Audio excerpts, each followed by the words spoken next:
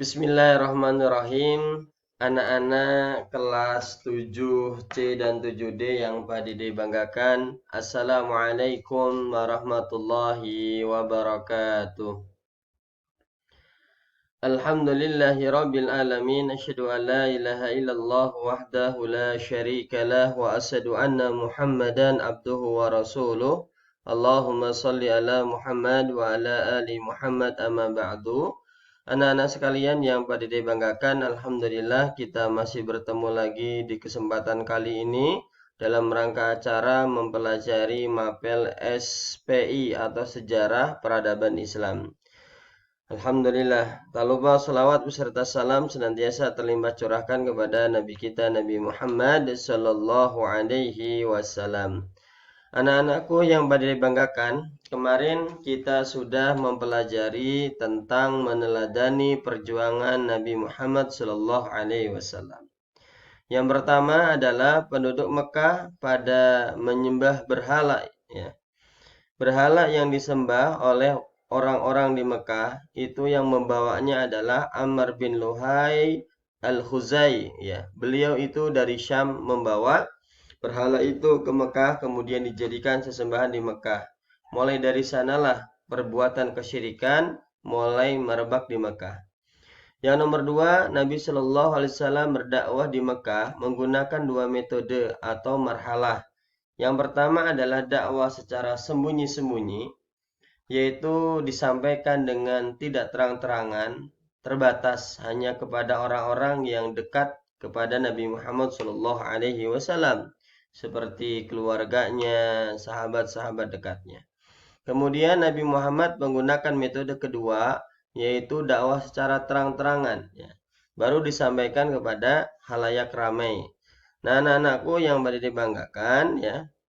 Yang pertama, kita akan mempelajari tentang periode dakwah secara sembunyi-sembunyi, ya. Nah, anak-anakku, Nabi Muhammad SAW resmi diangkat menjadi nabi ketika berada di Gua Hira. Jadi ketika Rasulullah menyendiri di sana karena merasa begitu rusaknya penduduk Mekah, Rasulullah ingin berujlah menyendiri di Gua Hira, merenung di sana. Ketika berada di Gua Hira, maka Allah mengutus malaikat Jibril menyampaikan wahyu kepada Nabi Muhammad SAW dengan turunannya Quran surah Al-Alaq ayat 1 sampai 5 di Gua Hira, ya. Jadi, ya Muhammad Iqra, wahai Muhammad bacalah, bacalah. Nabi berkata, saya tidak bisa membaca. Kemudian akhirnya Nabi Muhammad SAW mengikuti ucapannya dari malaikat Jibril, yaitu membaca surah Al-Alaq ayat 1 sampai dengan 5. Iqra bismi rabbikal ladzi khalaq, khalaqal insana min 'alaq, Iqra wa rabbukal akram. Jadi seperti itu anak-anakku. Nah, ketika diturunkan ayat itu, maka resmilah Nabi Muhammad SAW diangkat menjadi Nabi dan Rasul. Kemudian anak-anakku, waktu penerimaan wahyu pertama ini yang terjadi pada tanggal 17 Ramadan atau 6 Agustus Masehinya gitu ya. Nah, nomor 3, bertahanus itu artinya apa? Jadi bertahanus itu artinya bertapa atau menyendiri. Jadi itulah yang dilakukan oleh Nabi Muhammad SAW, bertahanus namanya, di Gua Hira, ya. Itu bertahanus, kemudian di sana Nabi Muhammad mendapatkan wahyu dari Allah Subhanahu wa taala, resmi diangkat menjadi nabi dan rasul. Nomor 4, nuzulul Al-Qur'an artinya apa? Nuzul itu dari kata nazala yang artinya turunnya Al-Qur'an. Jadi nuzulul Qur'an itu artinya secara bahasa Indonesia turunnya Al-Qur'an. Nah, anak-anakku, kemudian wahyu yang kedua yang turun kepada Nabi Muhammad SAW adalah surah Al-Mudassir ayat 1 sampai 7. Jadi yang pertama Al-Alaq, yang kedua kemudian diturunkan Quran surah Al-Mudassir. Nah, anak-anakku, rumah siapa yang dijadikan Nabi Muhammad sebagai markas dakwah di Mekah? Jadi ketika Nabi Muhammad resmi diangkat menjadi nabi dan rasul, kemudian menyampaikan Islam ini kepada orang-orang kafir Quraisy di Mekah. Inti esensi dari ajakan Islam adalah agar mereka itu mentauhidkan Allah, hanya mengesahkan Allah, tidak beribadah kepada selain Allah. Banyak yang mulai masuk sedikit demi sedikit, jumlah kaum muslimin di Mekah makin banyak. Dan salah satu tempat yang dijadikan tempat untuk belajar ilmu agama pada masa dakwah di Mekah adalah rumahnya Al-Arqam bin Abil Arqam. Nah, itulah rumah yang dijadikan Rasulullah sebagai markas dakwah anak-anakku. Kemudian orang yang pertama kali masuk Islam siapa saja? Kalau dari orang dewasa ada Abu Bakar As-Siddiq ya. Jadi laki-laki dewasa pertama adalah Abu Bakar As-Siddiq. Kalau dari perempuan, istri beliau yaitu Khadijah. Kalau dari golongan anak-anak yaitu Ali bin Abi Thalib. Kalau golongan dari budak yaitu Zaid bin Harithah. Zaid bin Harithah. Nah, dakwah secara sembunyi berapa lama? Jadi Rasulullah menyampaikan Islam secara sembunyi-sembunyi, artinya hanya disampaikan kepada orang-orang yang terdekat. Jadi fardan, jadi by one by one. Jadi Nabi itu menyampaikan Islam satu orang ke satu orang itu selama 3 tahun anak-anakku. Jadi cukup lumayan lama yang disampaikan Rasulullah. Kemudian, nah, sebutkan 2 paman Nabi yang tidak masuk Islam. Nabi Muhammad itu memiliki paman, uncle atau Pak D dalam bahasa Jawanya ya. Itu punya paman yang banyak. Pamannya Nabi ada yang baik, ada yang jahat, ya. Seperti Abu Thalib, pamannya Nabi itu yang baik. Ada beberapa paman beliau yang tidak masuk Islam dan pamannya ini termasuk paman yang apa ya? Ada yang baik, ada enggak juga. Jadi 2 paman Nabi yang tidak masuk Islam adalah Abu Thalib dan Abu Lahab. Jadi dua-duanya paman Nabi dan dua-duanya tidak masuk ke dalam Islam. Yang terpenting adalah anak-anakku Abu Thalib. Abu Thalib ini pamannya Nabi Muhammad Shallallahu Alaihi Wasallam yang luar biasa. Kenapa bisa luar biasa anak-anakku? Karena Abu Thalib inilah yang mengurus Nabi Muhammad Shallallahu Alaihi Wasallam ya. Ketika ayah ibunya meninggal, ketika kakeknya meninggal, maka yang mengurus Abu Thalib pamannya. Sampai Rasulullah menikah dengan Khadijah, yang mengurus adalah Abu Thalib ya. Kemudian ketika Abu Thalib sedang sakit, Nabi Muhammad menawarkan Islam kepada pamannya. Ya ammi qul la ilaha illallah, kalimatan asyhadu laka biha indallah. Wahai pamanku, ucapkanlah satu kalimat yang apabila pamanku mengucapkan kalimat la ilaha illallah Muhammadar Rasulullah, maka besok di akhirat aku akan membela engkau wahai pamanku sampai mati-matian gitu. Tapi ternyata Abu Thalib sampai akhir hayatnya tidak bisa masuk Islam. Kemudian Nabi tetap mendoakan pamannya ini yang meninggal belum dalam keadaan Islam. Didoakan terus oleh Nabi Muhammad SAW karena mengenang begitu besar jasa-jasanya Abu Thalib dalam kehidupan Nabi Muhammad SAW. Beliau yang mengurusi dari umur 8 tahun sampai dewasa pamannya. Rasulullah pandai menjadi seorang pedagang pebisnis yang ngajarin pamannya. Ketika Rasulullah menikah dengan Khadijah yang melamarkan juga pamannya. Ketika Nabi Muhammad diangkat menjadi nabi dan rasul, banyak orang-orang kafir Quraisy memusuhinya dan yang melindunginya pamannya. Akan tetapi ketika pamannya wafat belum masuk dalam Islam, maka Nabi sangat sedih luar biasa. Maka Nabi sering mendoakan. Kemudian Allah Subhanahu wa taala menegur Nabi dengan turunnya Quran surah At-Taubah ayat 113 kalau tidak salah ya. Jadi tidak sepantasnya seorang nabi minan nabiyina wa salihina ayastaghfiru lil musyrikin.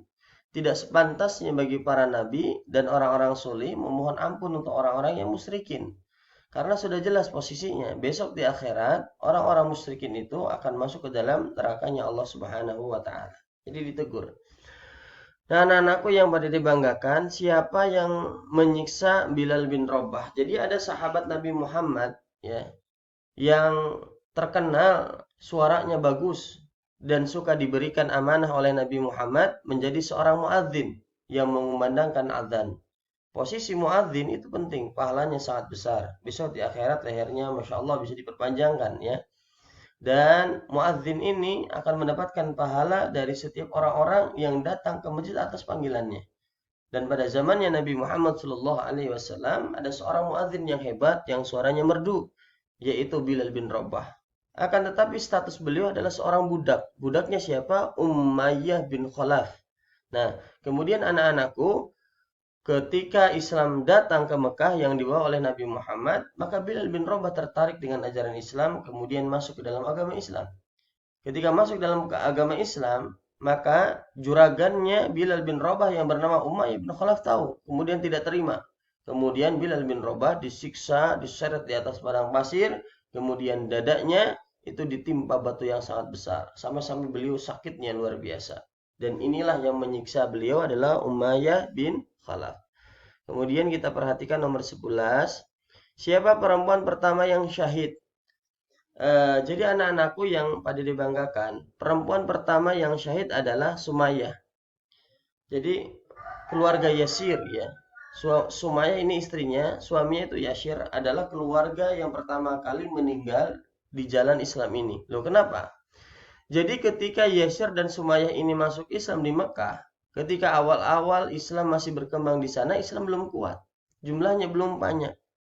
Kemudian orang-orang kafir Quraisy ini benar-benar tidak suka kalau ada orang yang mengikuti Nabi Muhammad SAW.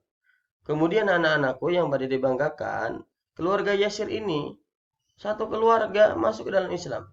Oleh penduduk Mekah tahu, kemudian disiksalah satu keluarga ini oleh penduduk orang-orang kafir Quraisy ini. Yasir, suaminya Sumayyah, itu diseret di atas padang pasir. Kemudian Yasir ini dikenakan pakaian dari baja ya. Dikenakan pakaian dari baja. Panasnya luar biasa seperti di oven. Disiksa, ditendang itu ya. Sampai Yasir ini meninggal. Kemudian Sumayyah istrinya, anak-anakku itu ditusuk pakai tombak, bagian perut bawahnya tembus sampai punggungnya. Nabi Muhammad SAW lewat dan melihat kejadian ini. Tapi saat itu sangat lemah kaum muslimin karena baru berkembang di sana.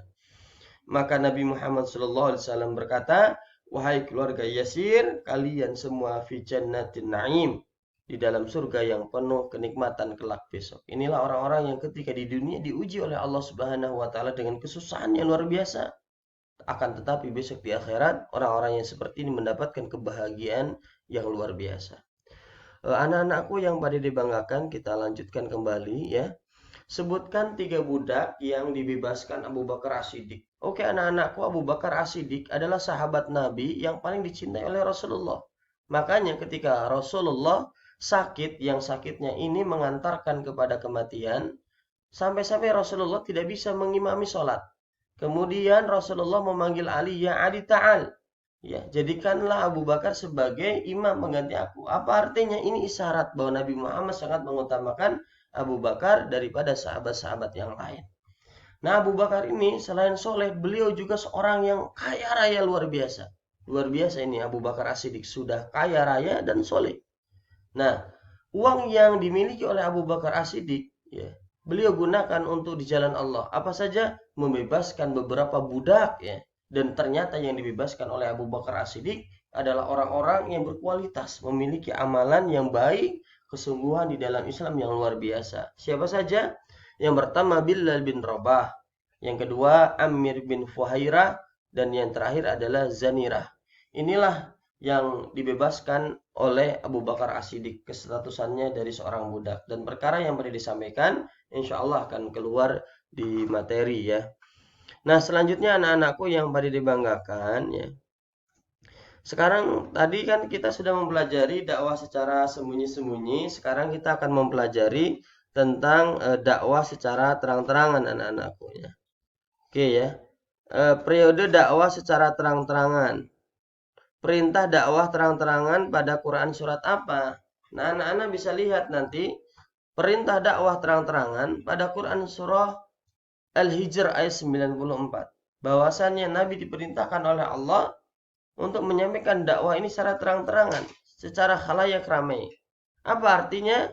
Nabi Muhammad itu setiap gerak-geriknya, setiap perbuatannya, ucapannya itu senantiasa mendapatkan bimbingan dan penjagaan dari Nabi Muhammad, dari Allah Subhanahu wa taala. Artinya Nabi Muhammad itu maksum, tidak pernah berbuat dosa. Karena apa? Dijaga dan dibimbing oleh Allah Subhanahu wa taala dalam segala urusan, apalagi urusan dakwah. Makanya urusan dakwah Nabi Muhammad itu dibimbing oleh Allah.